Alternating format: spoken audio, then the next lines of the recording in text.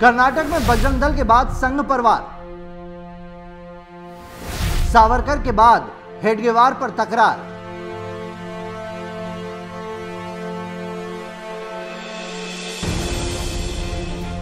कर्नाटक के पाठ्यक्रम से हटाए जाएंगे हेडगेवार। संघ संस्थापक को कांग्रेस ने कहा कायर।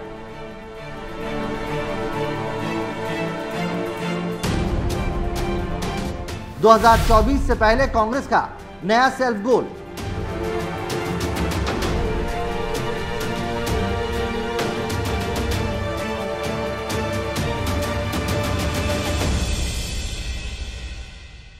कर्नाटक में कांग्रेस की सरकार बनने के बाद एक नया विवाद शुरू हो गया है। पहले बजरंग दल पर बैन लगाने का बयान देकर बवाल खड़ा हुआ था और अब कांग्रेस ने संघ के संस्थापक पर ही हमला बोल दिया है। कर्नाटक में संघ के संस्थापक डॉक्टर केशव बलिराम हेडगेवार से संबंधित चैप्टर स्कूल सिलेबस से हटाने के प्रस्ताव पर बड़ा राजनीतिक बवाल मच गया है। जहां कांग्रेस और राज्य सरकार की ओर से इसे हटाने के पक्ष में तर्क दिए जा रहे हैं, तो वहीं भाजपा ने सिद्धारमैया सरकार पर चौतरफा हमला बोल दिया है।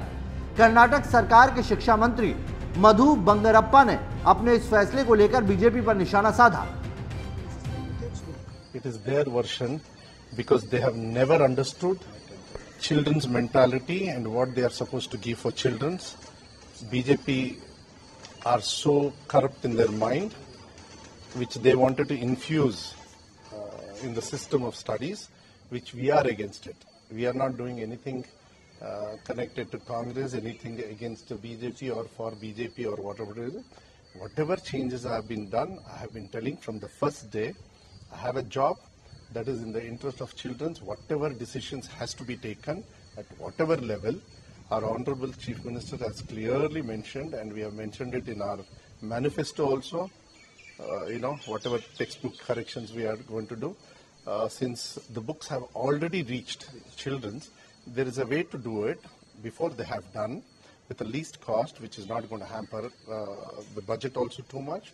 So that will be done very soon, and it will be handled by very professional people who have been very well versed with education policies and what is in need of children's. That has been addressed as we are talking, as we are speaking. As I'm talking to you, those things are happening, and it will be very good because your children are learning there, our children are learning. It is our important thing.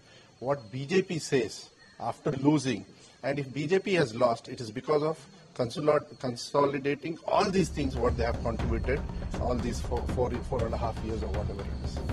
Karnataka में जीत के बाद कांग्रेस अब हेडगेवार पर बयानबाजी से बाज नहीं आ रही।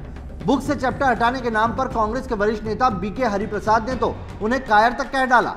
उन्होंने एक निजी चैनल से बात करते हुए कहा कि जिस शख्स ने ब्रिटिश शासन से 5 बार माफी पत्र लिखा हो, ऐसे कायर को हम किताबों में जगह नहीं दे सकते।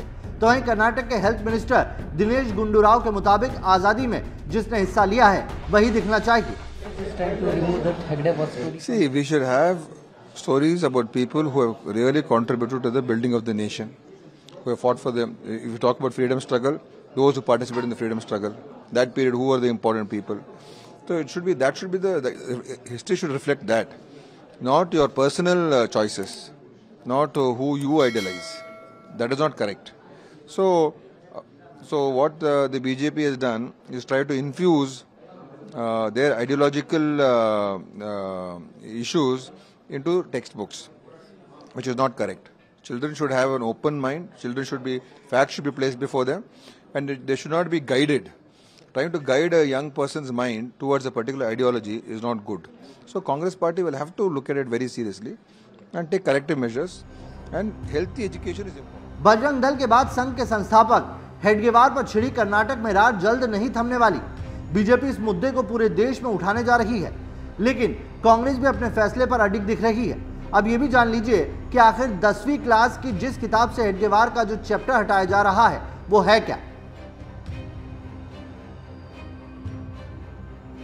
कर्नाटक में 10वीं की किताब में 2022-23 के लिए एक चैप्टर प्रस्तावित किया गया था, जिसका टाइटल था सच्चा आदर्श पुरुष कैसा होना चाहिए।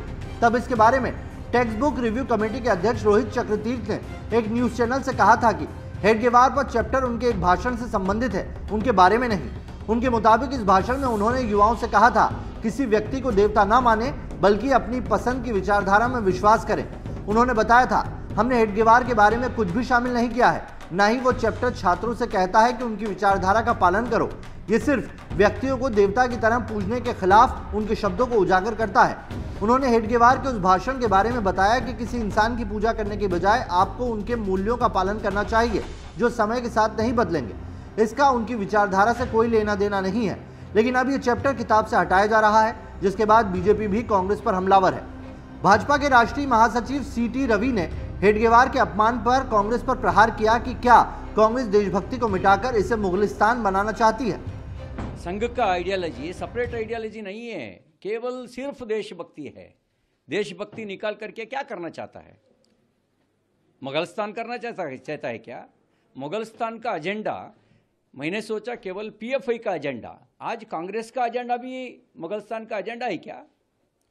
पहले पीएफआई का एजेंडा थी मुगलिस्तान, गजवा हिंद, आज कांग्रेस का एजेंडा भी गजवा हिंद है क्या? देशभक्ति निकाल करके क्या लाना चाहता है वो लोग? अब देखना यह है कि आम चुनाव से पहले सावरकर के बाद हेडगेवार को कायर कहना कांग्रेस को चुनाव में फायदा दिलाएगा या ये उनका सेल्फ गोल साबित होगा।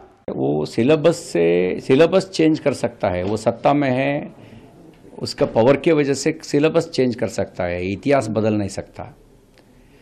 संघ का देशभक्ति को बारे में सभी जानता है। आज प्रधानमंत्री स्थान में बैठे हुए नरेंद्र मोदी जी भी एक स्वयंसेवक है। आज संघ हर जगह में है, वो निकाल सकता है क्या? सिलेबस निकाल सकता है, दिल से निकाल नहीं सकता। अपना आइडियोलॉजी के खिलाफ बहुत बार कोशिश की है कांग्रेस, नेहरू जी के लेकर इंदिरा जी तक, इंदिरा जी से लेकर राहुल गांधी तक कोशिश कर रहा है, बट हर जगह में संघ का आइडियोलॉजी मजबूत हो रहा है, हर जगह में मजबूत हो रहा है, वो निकाल नहीं सकता। तो साथ में ये भी कहना है कि बीजेपी ने जो है वो कोशिश की थी अपनी आइडियोलॉजी को टेक्स्ट बुक और सब जगह डालने की। अपना आइडियोलॉजी मतलब देशभक्ति है, देशभक्ति निकाल करके क्या करना चाहता है कांग्रेस का लोगों? संघ का आइडियोलॉजी सेपरेट आइडियोलॉजी नहीं है, केवल सिर्फ देशभक्ति है। देशभक्ति निकाल करके क्या करना चाहता है? मुगलिस्तान करना चाहता है क्या? मुगलिस्तान का एजेंडा मैंने सोचा केवल पीएफआई का एजेंडा, आज कांग्रेस का एजेंडा भी मुगलिस्तान का एजेंडा है क्या?